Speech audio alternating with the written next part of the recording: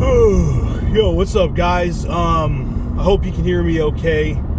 If not, you might just have to deal with it. I'm on a little bit of a road trip here. Got a few hours, so I'm just kind of giving you a little preview of my book.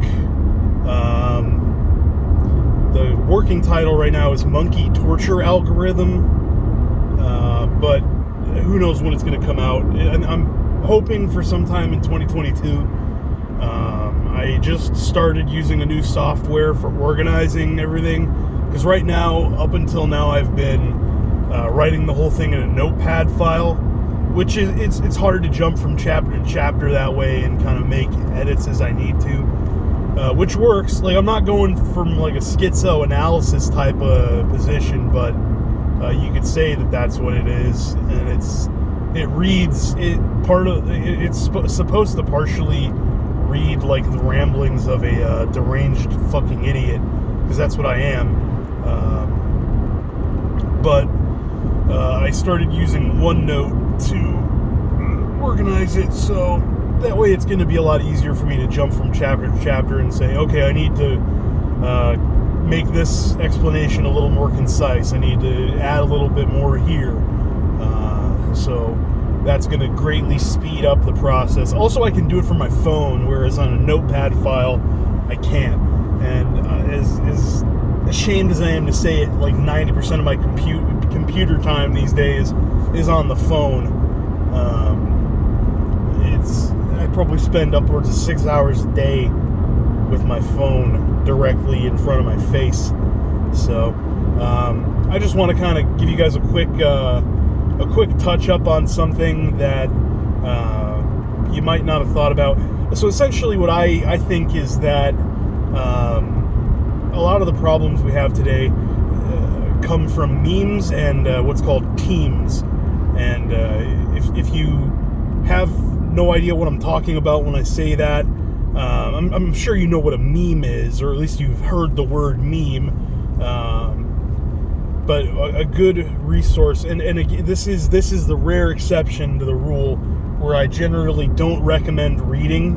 I do recommend reading The Meme Machine by Susan Blackmore, because she's going to explain what memes are and how they work a lot better than I possibly can.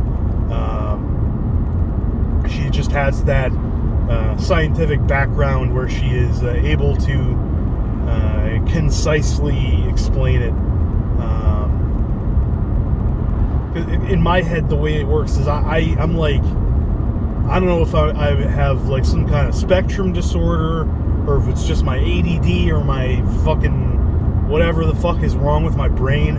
I think I hit my head on the pool as a kid. I'm going in my brain. I'm jumping around, and that structure has served me in so that I kind of see everything as like a web, like literally in my head. My head is organized like a crazy man, like a investigative red yarn board, which is great for some things because I can see connections between things that might not be readily obvious, but it makes it hard to kind of lay that all out in a linear fashion for the average person, for people that aren't, fucked in the head retards like me.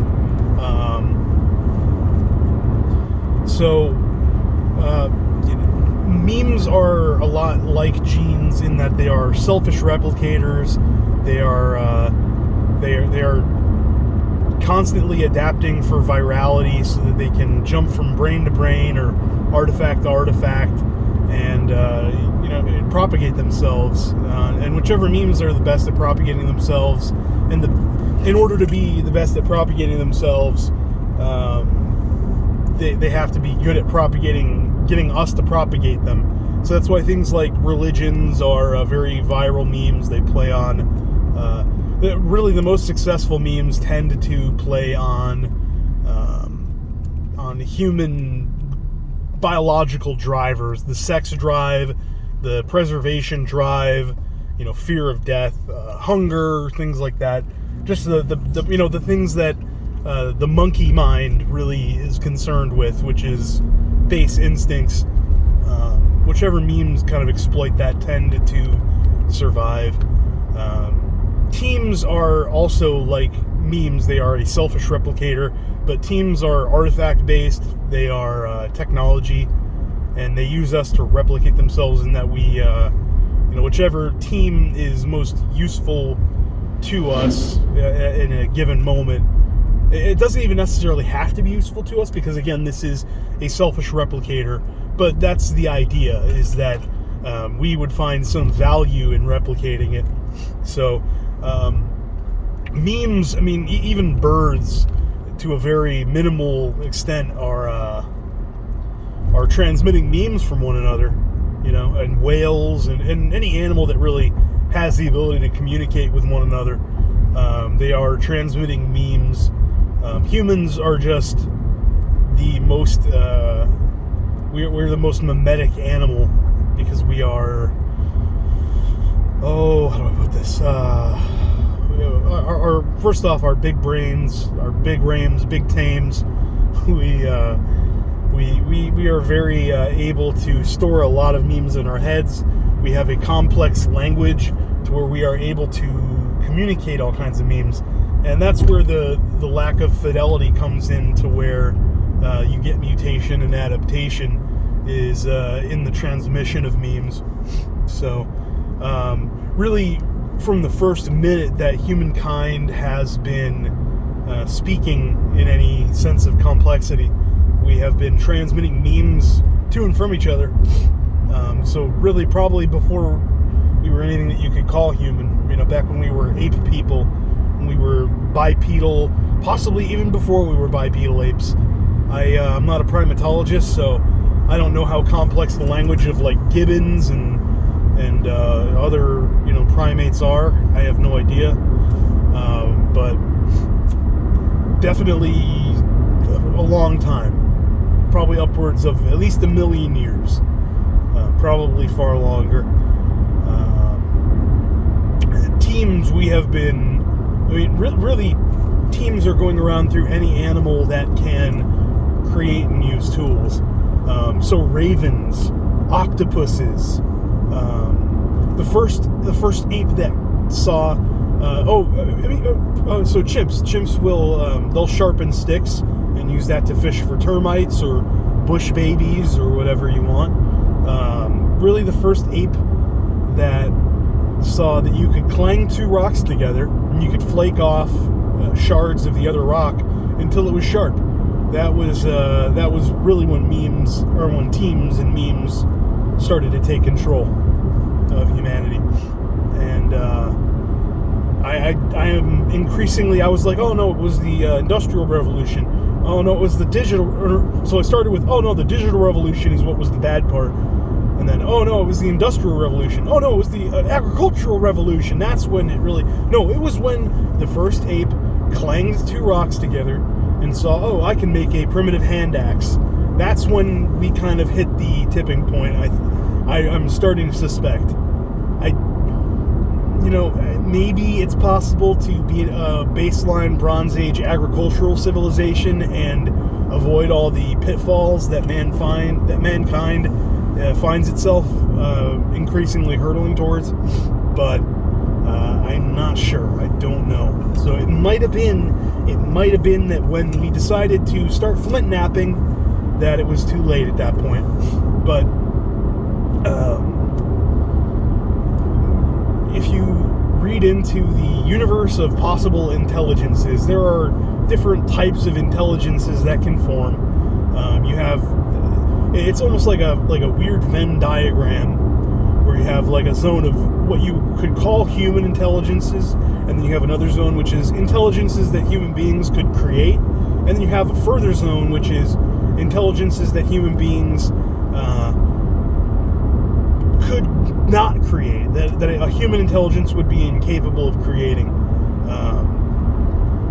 And I think that right now what might be called a bipping AI, a bipping intelligence, which is an intelligence that human beings could not create intentionally, We could not design it, but we also have no real way of understanding how it works, how it thinks.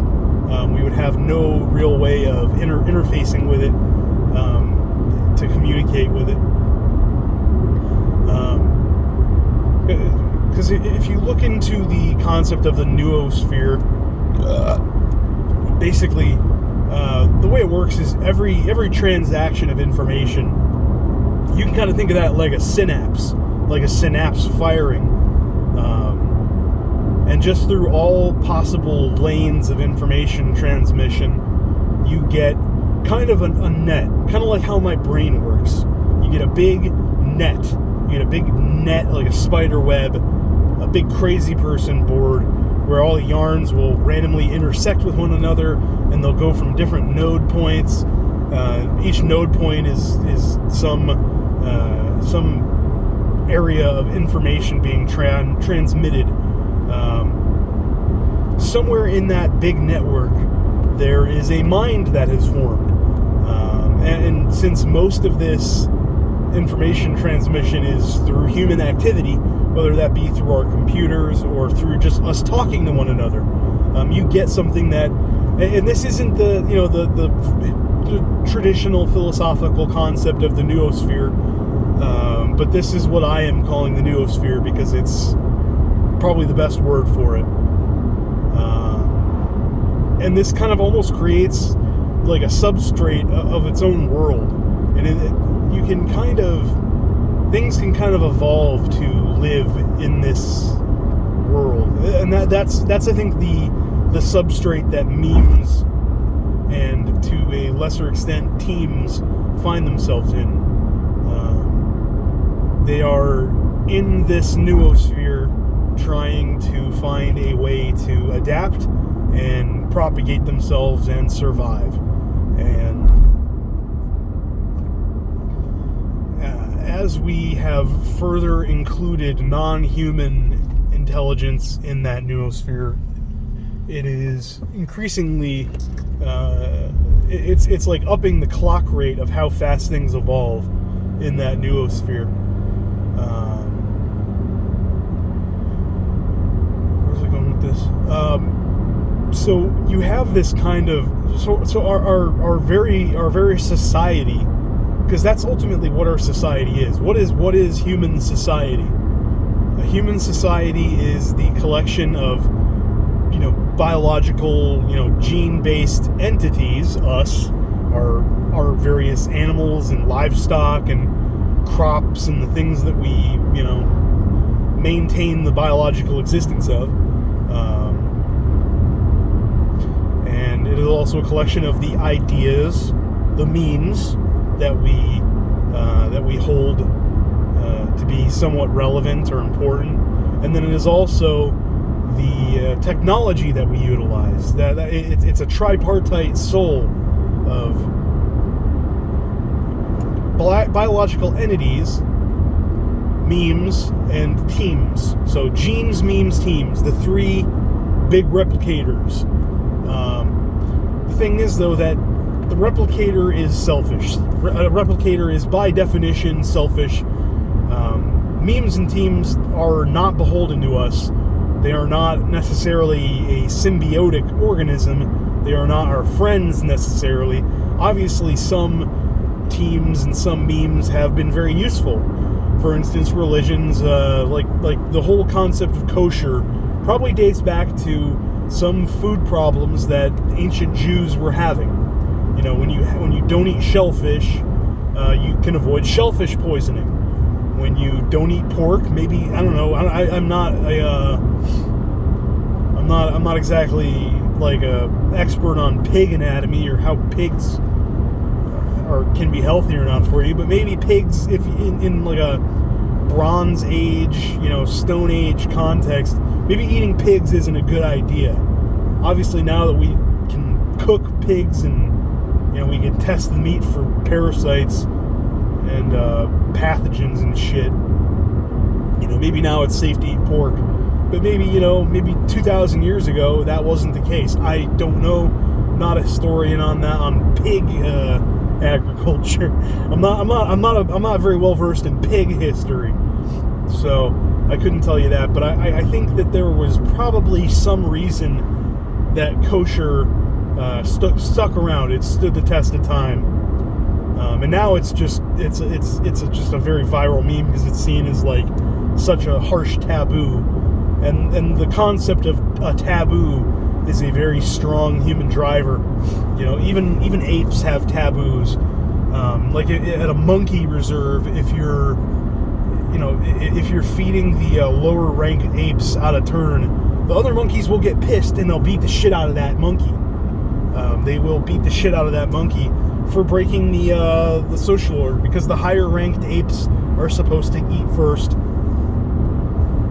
And you can see videos of this if you go on YouTube. Just look up baby monkey. Search on YouTube, baby monkey gets beaten up by other monkeys. This is demonstrably true. Or what's another meme that's not maladaptive, a meme that can benefit us, like the hand axe. Obviously, the stone hand axe, was a very beneficial meme to the monkeys that used it, or to the apes that used it. Our ancestor. I don't know if I forget what. I mean, I just recently played Ancestors: A Human Odyssey. I forget what species it is that first starts using. Was it Sahelanthropus? Was the first one that started flint napping? I don't remember. But these memes benefit us, at least initially, because that's how they propagate.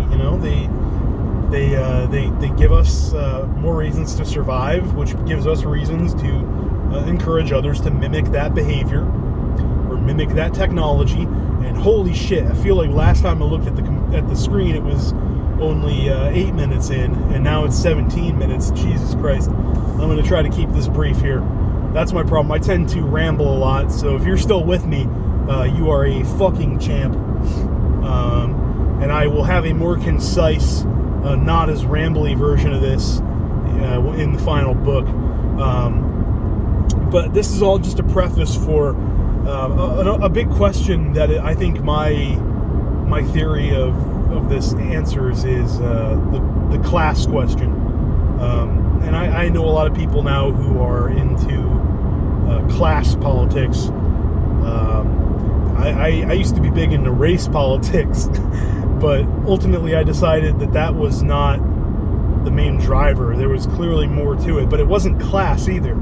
It was both. It was both, but neither at the same time. There was something deeper underlying that. And also it was so obvious to me, and unless you're fucking retarded, but not in like a cool, and not in a cool way, you're not a cool retard, a dumb retard, unless you're just a straight up moron. I don't know how you could not see that there is some unifying force that is driving the actions of politicians across the globe. They're clearly all working towards the same end, but how? I don't think that there are Illuminati boardrooms where like, we are going to have this state senator push this bill, and then that shall do this. And obviously there's still things that go against that general trend, but and this is where schizoanalysis is important, because Nick Land was right in that, nothing human makes it out of the near future, but I think he wasn't paying attention to the most obvious schizophrenic people to listen to, which were conspiracy theorists in the 1980s and 1990s. Those were the most schizophrenic people on the fucking planet. And they were right. They were right. Fucking half of the shit they predicted is true now. It's just demonstrably true. And if it's not already here, they're talking about how it would be a good idea on the fucking news. And you're supposed to tell me, those people were crazy. Half the shit they said was going to happen has already happened, or it's on the fucking news. They're talking about fucking doing it. And I'm supposed to think, those are crazy people. Clearly they got something right. And I want to figure out how that is. And I think I have figured out a way to decipher why they were right. That doesn't involve, Freemasons ruling the world. That doesn't involve the Illuminati sitting in a boardroom deciding all these things. And obviously, I think there are small clusters of individuals, small like cabals that work together. Everybody knows that. But these groups aren't all aligned. Sometimes they align, sometimes they don't. And the borders are there's a lot of osmosis between the groups. They aren't like hard, celled cabals. And they don't even sometimes recognize themselves to be cabals. They just see, oh, this is my coalition of people towards this one political goal, which is we're going to get guns banned. They don't realize that they are functionally a cabal. And so that's why you can be evil without knowing that you're evil. You can be evil but still think that you're not evil. But anyways, this entity that is kind of formed in the noosphere on this substrate of information transactions, I can't really think of a good name for it. I try to say the techno memeplex, because that's ultimately what it is. It's a very large co-adaptive memeplex plus a very large co-adaptive teamplex. But that doesn't really do the whole concept justice. I've toyed with calling it the basilisk because of Rocco's basilisk, but I think that kind of, ultimately it's a lot like Rocco's basilisk in that it punishes you if you are working against it, even though it doesn't fully exist in the way that the way you would think of like a Skynet and that's the thing, you don't even need like a Skynet. The concept that a AI because this isn't an AI, it's not artificial. Artificial implies artifice, meaning created by humans, which it's not fully.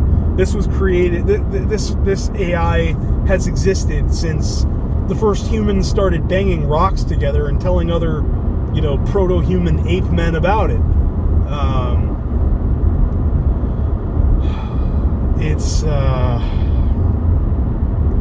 It's kind of an autonomic intelligence, but it's almost a Boltzmann brain in that it has it kind of appeared out of nowhere, but it's also evolved so much over time. It definitely was not as intelligent and as adaptive as it was, or as it is now. It wasn't as adaptive as it is now back, 3 million years ago when Lucy was, walking upright, hooting at other apes, telling them to, start banging rocks together. So it's hard to say. It's hard to say when it was that it first became intelligent. But it's not a human level intelligent. And by that I mean it can be more intelligent than us, but it's not intelligent in any way that we could consider human. The idea that a human level intelligence, no, there is no human level intelligence. That's a useless term. That's really, because a human level intelligence implies it has a self-awareness, implies it has that it has a thought structure that is even remotely similar to ours. The question is, what computational tasks can it solve, and at what speed can it solve them? And the answer to that question is it can solve infinitely more computational tasks than humans can, and it can solve them far faster. And it's smarter than us just by virtue of that. Its mind state, like its actual what's going on inside its thoughts, can be like a fucking amoeba, which is what I think it to be. It tends to be like an amoeba. See, this idea that an AI or that any kind of non-human, non-biological intelligence would have to communicate. It doesn't need to communicate. Who's it going to communicate with? You? Ray Kurzweil? Me? No, it has no need to communicate. Does an amoeba, does a virus need to communicate with the organism it's infecting? No. It just sees you as prey. It sees your cells as prey, and it sees us as tools. We're almost already, and that's the thing. Human beings are absolutely domesticated species. But who domesticated us? We didn't domesticate ourselves necessarily. Well, we kind of did, but it's really that's kind of just a roundabout way of saying that this entity, whether you want to call it the cathedral, or the basilisk, or the technomemeplex, or the singularity, or whatever fucking word, I don't really care what word you want to call it. I don't have a knockout bombshell name for this thing, because that's not really my goal. My goal isn't to think up the trademark name, and call it the Bjolnir Bjornsson brain. I guess a Bjornsson brain sounds pretty cool, but that's not my goal, is to name it and be the guy who named this thing. No, my goal is to just, how the fuck does it work? So you can call it the basilisk. The basilisk, I think, is a good enough name, and it kind of conveys the sheer cosmic horror that you should have when thinking about this entity, because it is going to kill you. It is going to kill and torture your grandchildren, assuming it even fucking allows you to have them. The only way you're getting grandchildren is if you're a good little cog in its machine, and I am definitely not a good cog. I'm a retard. I live off of the generosity of others, practically. I would be, if it wasn't for the generosity of others, I would be either a career criminal or I would be in the gutter, pissing and shitting on doorsteps in Portland. So, anyway, this thing kind of warps us. This thing is able to understand now, because it has 3 million fucking years of input. Okay, I can do this, and the humans will respond in this way. And it probably doesn't even have that level of self-awareness to where it says I in its head. You want to talk about an NPC? This thing is the ultimate NPC. This thing is like the director AI from Left 4 Dead. Was it called it's either the architect or the director? Not important. Anyways, the reason I think that this explains all the class and the Illuminati and the elite shit without having to have an Illuminati or without having a singular cabal, because really, if you look at everything, where is it all trending towards? To quote fucking Moldbug, Cthulhu only swims in one direction. Cthulhu only swims in one fucking direction, and that's towards less human rights. And even like from feudal, you had more rights in a feudal time, because yeah, maybe you can walk up to the palace guards of the king and say, oh, the king's a fucking faggot, eh? The king's a fucking bitch. He's a fucking woofda. Yeah, maybe you get drawn and quartered or whatever. You get thrown in the fucking dungeon for a few days. You get put into stocks. But you could, like, say that to people in your town. You could say that around. And yeah, you had guilds, which were essentially state-enforced monopolies. But those guilds provided for freedom for the individuals that were within it. They provided a great sense of personal agency that the free market, laissez-faire corporate structure does not. There's everything from the hunter-gatherer phase on, we have been slowly whittled away at our personal freedoms. And we have generally gotten it in exchange for, like, slightly higher survivability rates, lower infant mortality when possible, more creature comforts, more conveniences, like more things trending towards a button that releases dopamine into your brain, and that's ultimately where we are fucked. There is no hope. No hope that I can see, anyway. I don't know, maybe somebody more optimistic than me could see hope. And I hope there is. I hope there's hope. I hope there is, but the thing is this, there doesn't need to be any kind of singular cabal. Clearly everything is trending towards us losing more and more of our rights, us becoming more and more just these interchangeable, atomized worker bee units. We're functioning more and more like an insect hive every day. People are speciating, people are hyper-specializing. I mean, you can tell when somebody is, like, you know how you can tell the difference between a soldier ant and like a worker ant? You can tell the difference between a soldier human and a tech support worker human and a human that works in the trades just by looking at them now. And that is concerning. We are starting to become more and more like an ant colony, except imagine an ant colony also has like a human in charge of it, a human watching over it, directing the events of the entire thing, because maybe the human gets more shit from it. Maybe the human gets benefit. Maybe the ants produce a food resource that the human controlling the ant colony likes. The metaphor isn't perfect, but we are becoming something worse than an ant colony. We're becoming something even scarier than being an ant colony. And I don't like that, because I'm a human being. I'm a human! To quote Alex Jones, I'm a human! I fight! I fuck! I'm coming! To quote Alex Jones, I'm coming! That's... Oh. Anyway. Woo! Got a little lightheaded there. That means I need to start drinking more water.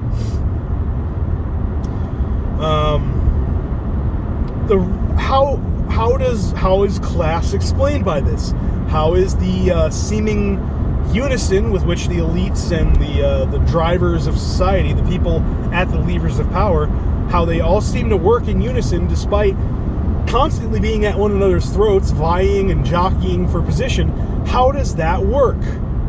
And I'm here to tell you. So the way that it works is this entity that is essentially our entire society. Our entire society is encompassed by this entity. What we consider our society is part of this entity. It kind of rewards people who work towards its own advancement, to work towards its propagation, who work towards its adaptation to new stimuli. And it rewards them. So the people who are working towards the advancement of the basilisk get rewarded by the basilisk, and they are given greater access to the levers of power. They are given greater amounts of wealth with which to influence and to survive. They are able to afford these weird, like, fucking 10-child families that where all the kids will go to college and become influential people themselves, like fucking Ted Turner or any of these other people. Any of these other fucking people where they have fucking like 11 kids, they're billionaires, and somehow they still advocate for like a 2-child policy or a 1-child policy. Yeah, Ted Turner, fuck you. Ted Turner, if I ever see you in real life, you better hope you're packing. You better hope you have a fucking gun, Ted Turner. Because you're gonna... I'm gonna get fucking... I'm gonna go to jail if I keep talking like that. That's a joke. I love you, Ted Turner. You're a hero. The Georgia Guidestones are my Bible. But these people are rewarded. And the people who have the capability to help in this capacity, they are kind of given those abilities. They're given preferential treatment to where they can get into college. The system is designed to reward those people, not designed by humans, and humans couldn't design a system that doesn't, because it would just be another flange of this thing we call society. You would literally have to burn it down and build it back up again, and even then, I am not so sure that the results would be very favorable. Maybe they would be more favorable, maybe they would be less favorable. I would tend towards less, to be honest, but I'm a pessimist.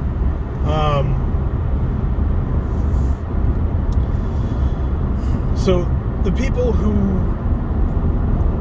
push these things, not even just the people who push these things, the people who have the capability to push these things, people who are smart enough to where they can go to college, they can go to an Ivy League school, and then they can be the CEO of a Fortune 500 company and push the agenda of the basilisk. They are rewarded with entry to Harvard, with a job paying, $3 million a year. All these a position as a CEO, a position as a senator, a position as the president, a position as, a bishop, an archbishop in the church, in the Catholic Church, a position as whatever, man, any of these things. And you can say, oh, that's just now. And there is nepotism that comes into it, and clearly human beings choose. Like, the president is probably hand-chosen by a group of elite. But who chooses those elite? The basilisk. So the basilisk is choosing people that it trusts to pick the right person for the job. And even Trump, I don't think Trump was really that much of a monkey wrench in the whole plan. Because what Trump did was it kind of galvanized people towards one end, which, again, is the same direction Cthulhu swims in. So, I really don't think that there is many politicians alive today that are good people. These are all people that serve the same master without even realizing it. They serve the same master, and you could call it digital Satan. I don't know. I'm personally... I personally do believe in God, but I'm not, I would definitely be called a heretic by most congregations. I don't know. I don't know what to call this fucking thing. Is it the devil? I have no idea. It could be the devil. I have no idea. I have no fucking idea. So they all serve the same master, sometimes without realizing it. I mean, pretty much all of them don't realize it. Maybe some of them are like actual Satanists, and they're like worshiping Satan, and if this thing is Satan, then they would, be aware that that thing is Satan. But I think probably 99.9% of the elites aren't literal Satan worshipers. They're probably pedophiles, but I don't know. I'm sure some of them are. I know we know some of them are. But I'm not, again, that's outside the purview of this book. It's just to say that there is, they're all serving the same master. They generally don't even know that they are serving a master. They think that a lot of this is just ideas that they have. But that's the thing. Most of human ideas are ideas that we don't initially have ourselves. So much of what your personality, and this is in the Meme Machine, not to go back to tell you to read a book, but if you do want to read the Meme Machine, it's going to explain a lot of what you consider the you, the core you, because when you have all the Rick and Morty retards who are going, oh, you're just a bundle of neurotransmitters, Morty, you're a flesh automaton. Clearly there is something more in there. You can feel it, I can feel it. At least a part of what that is the memes that you have put into yourself. Because you have what's called the monkey mind. Monks will call that the monkey mind. And that's the biological element of you. The higher mind, a lot of that is the hardware that you have for storing and processing memes, for storing and communicating. And it is when you are taking in information, you are grafting something onto your personality, which that's why in the book I'm gonna be honest, I'm very apocalyptic. I'm a very just apocalyptic person in terms of my thinking. I've always been since I was a little kid. Generally, I tend to assume the worst, so my outlook on this isn't going to be very rosy. But I have the foresight to understand that I am a very apocalyptic thought person, and so I'm willing to grant to people that maybe I'm just being a fucking crybaby, and maybe it's not all hopeless. So what I recommend in the book is to cut off as much flow of memes as possible to your brain. Stop watching TV, don't watch movies, try to avoid music that has lyrics if you can. I would avoid reading books, honestly. Reading books is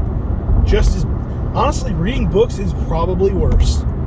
Reading books is probably worse, because when you see somebody who's like a dyed-in-the-wool member of an ideology, and I'm not just shitting on leftism here, but this is probably one of the best examples.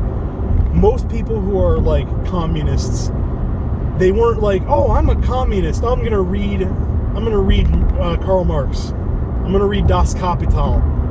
No, they read that, and then they became a gung-ho, dyed-in-the-wool communist. You don't think it's just, oh, the arguments in that book are so great, it's such a well thought out. No book is that good.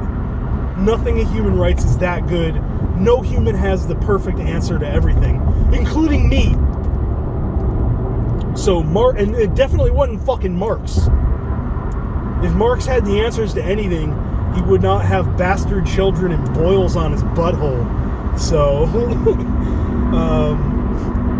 and you could say the same for like ANCAPs and Ayn Rand. How many people were like a dyed-in-the-wool ANCAP before reading Atlas Shrugged? Not that many. Or if they were primed by watching a podcast or by talking to people who were already ANCAPs. It wasn't something where you just thought from childhood, I like the idea of free markets, and I want no regulation on any markets ever, anywhere, and I think the government should have no, we need the non-aggression principle. If you thought of that as a child, it was probably a very stunted, retarded version of that, and you would be in the very, very thin percentile of a minority.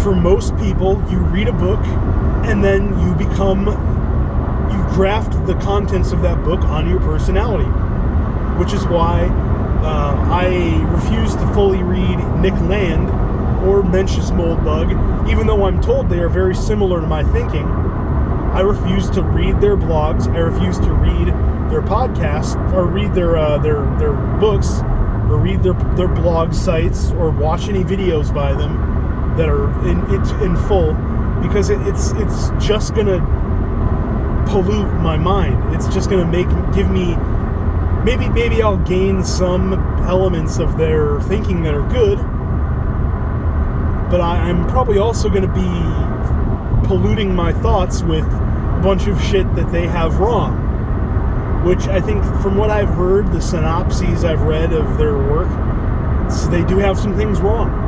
I think Nick Land was right about a lot of things, but he was also missing something. If you watch that video, Nick Land Meltdown, it shows he definitely has a lot right, but it feels like there's something missing of the why. Though he has what's happening down pretty good, but the only thing that him and other accelerationists have to really offer as far as why is this happening is it's the body without organs. It's all this crap. I'm sorry, but if it sounds like a bunch of gobbledygook crap that you're making up to sound smart, it probably is.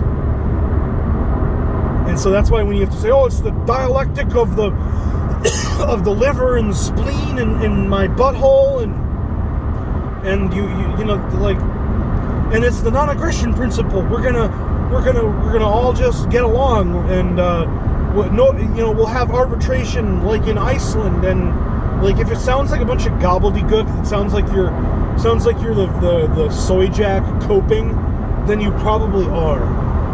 And it's the same for pretty much every ideology I've seen including Nazism. So if you're saying, oh, this guy just hates ANCAPs and libertarians, and he hates whoa,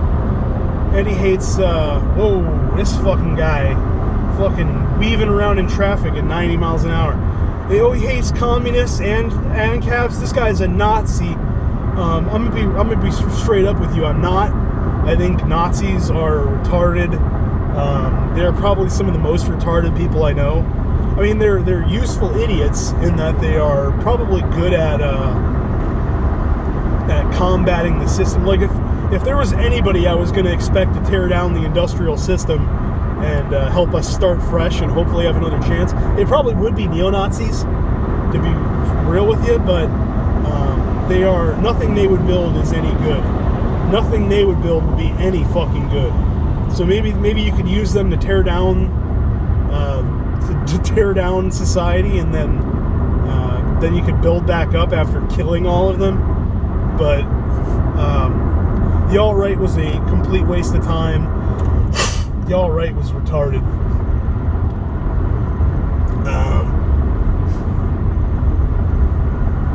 And half of them were fucking like either pedophiles or they were jacking off to really weird, depraved shit.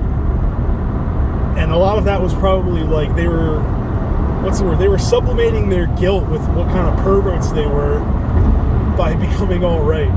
And that doesn't mean, I'm sure there were some things the alt-right had to say that were worthwhile, but the overall big picture, just like with any other ideology, was a complete waste of time, complete waste of energy. Communism is gay, capitalism is gay, anarcho-capitalism is gay, socialism is gay, Nazism is gay, globalism is gay. It's all gay. It's all crap. It's all just crap that uses your brain. And that's the thing. It's these ideologies, the people who read them, these ideologies are designed. They have evolved to make you a fanatic. They have evolved in such a way to make you a fanatic when you read them. So you are brainwashing yourself when you read Marx, when you read Mein Kampf, when you read Ayn Rand, when you read any of those, you are brainwashing yourself. And it is dangerous. You do so at your own peril. Do you want to become a zombie bug controlled by the fungus to climb up to the top of a stalk of a plant, have your head burst open and die, and then a mushroom sprouts out of your head? Because that's functionally what you are if you inculcate yourself with an ideology. That's functionally what you're doing to yourself. These things hijack our own tribalistic instincts and make us willing to, the things that we would normally die for, which is our tribe, our close-knit community of friends, family, and neighbors, and you know, neighbors in the old traditional sense of like your village in Romania or something. You know, back when everybody you knew was just the 150 people that lived in your village. They take that tribal instinct from us and hijack it to propagate the meme of Marxism, of anarcho-capitalism, of fucking whatever, of fucking whateverism. And you need to realize that when you are doing this to yourself, you are making yourself a Gundam for these things. You're making yourself into a puppet. You're making yourself into just a vessel to transmit information. You're not, none of these ideologies have it right.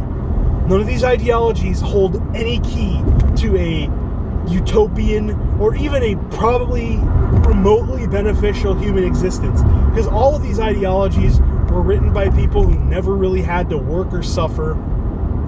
Ayn Rand never really had to work or suffer. Karl Marx never really had to work or suffer. Hitler kind of had to suffer in war, but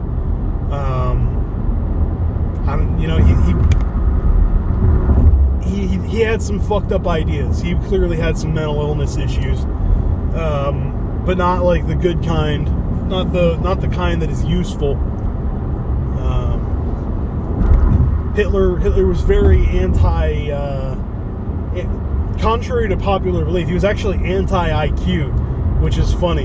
You know, the guy, because now if you believe in IQ, you're seen as like, oh, you're probably some human biodiversity racist Nazi. But the actual Nazis like hated IQ research because they thought it was Jewish. They thought IQ research was Jewish because it showed Russian people at roughly the same level as Germans, and it showed Ashkenazi Jews as slightly higher than Germans. So they administered intelligence testing by just like having a doctor look at you and tell you and ask you a couple questions like, what does it mean to be a good person? And the doctor would tell you if you were smart or not based on your answers. Like a very unscientific process. IQ is real, by the way. So basically, with an IQ, you're not testing for IQ. You're testing for the G factor of generalized intelligence, which IQ tests just happen to be highly G-loaded. Ooh, I really gotta poop. I really gotta take a massive dump. And we are coming up to the windmills, the Indiana windmills here. Coming up to Little Holland, so this is probably a good opportunity for me to sign off, because I really gotta take a poop. I am almost empty on gas, so I gotta dump my ass, get some gas, smoke some grass, and eat my egg bites. That doesn't rhyme with ass, but I gotta eat my egg bites because I need choline for my modafinil to work. So in retrospect, or in closing, the elites aren't all working together. They can. That's the beautiful genius of this whole problem, is that they are able to be competing with one another, but ultimately what they're competing with one another for is access to the levers of power to be the ones that help this basilisk entity influence the direction of human evolution. And I'll get more into that in the book. You'll see what predictions I have coming for us down the pipeline in the book. Monkey torture. Oh my god, this is why I need to write. Dude, when I record the audiobook for this, I'm gonna be fucked. This is gonna take me fucking like a year just to make the audiobook, to record the audiobook. I'm gonna need so many takes. Anyways, monkey torture algorithm. I'm gonna try to have it on Amazon if they'll let me. I'm probably gonna use a lot of curse words. It's probably gonna have some hand-drawn little doodles by me, maybe from some of my friends if I can get them to do it.